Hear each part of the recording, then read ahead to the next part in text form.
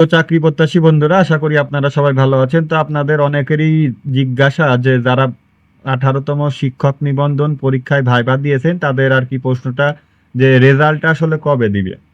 তো রেজাল্টটা কবে দিবে এটা আজকে আপনাদেরকে বলবো, এবং চাকরি সম্পর্কিত এরকম সকল তথ্য পেতে আমার চ্যানেলটি সাবস্ক্রাইব করে রাখতে পারেন।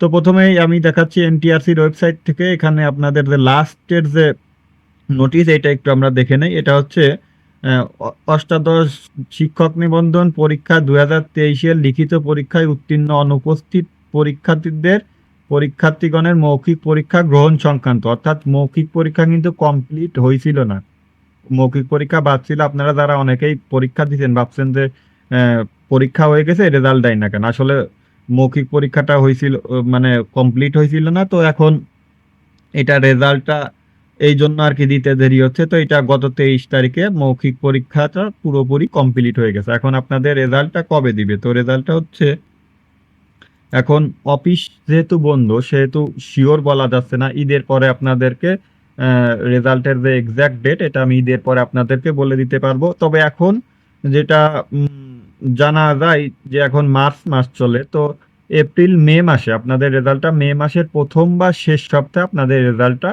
দিয়ে দিবে।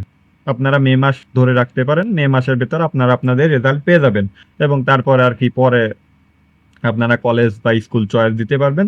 তো ঈদের পরে এখন তো অফিস বন্ধ, এই জন্য আপনাদের যে এই বিষয়ে আসলে কোনো সভা হয় নাই, বা এই বিষয়ে তেমন কোনো সিদ্ধান্ত হয় নাই।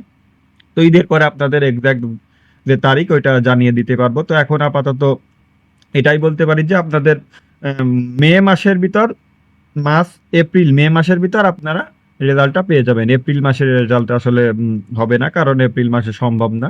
মে মাসে আপনারা প্রথম সপ্তাহে বা শেষ সপ্তাহের ভিতরে আপনারা আপনাদের রেজাল্টটা পেয়ে যাবেন, এবং রেজাল্ট আপনি ঈদের পরে আপনাদের যে এক্সাক্ট তারিখ এটা জানিয়ে দেবো। এবং চাকরি সম্পর্কিত সকল তথ্য পেতে আমার চ্যানেলটি সাবস্ক্রাইব করে রাখতে পারেন।